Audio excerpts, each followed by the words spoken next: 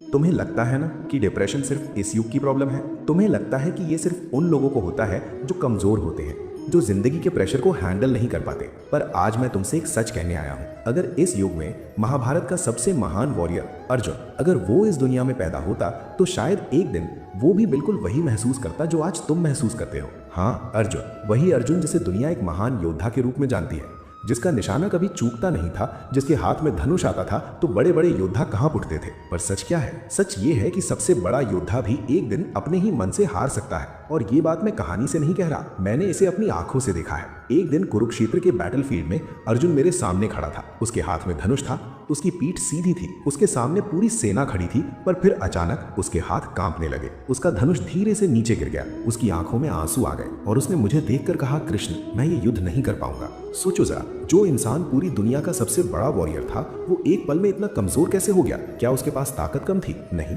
क्या उसके पास स्किल कम थी?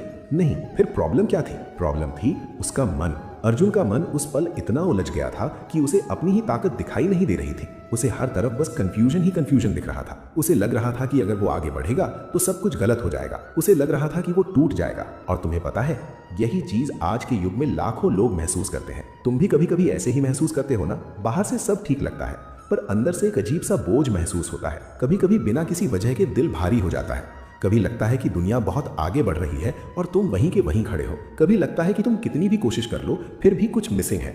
और धीरे धीरे ये ख्याल तुम्हारे दिमाग में घर कर लेता है, शायद मैं काफी नहीं हूँ। यही वो पल होता है जब डिप्रेशन अपना पहला कदम रखता है। डिप्रेशन हमेशा एक बड़े तूफान की तरह नहीं आता। कभी कभी वो एक छोटे से ख्याल के रूप में आता है। एक हल्का सा डाउट, एक हल्का सा कंपैरिजन, एक हल्का सा डिसअपॉइंटमेंट, और फिर धीरे धीरे ये छोटी सी चिंगारी अंदर एक बड़ा अंधेरा बना देती है। अर्जुन के साथ भी वही हुआ था। उस पल बैटलफील्ड में उसके सामने हजारों योद्धा खड़े थे, पर उसका सबसे बड़ा दुश्मन उनमें से कोई नहीं था। उसका सबसे बड़ा दुश्मन था उसका अपना मन।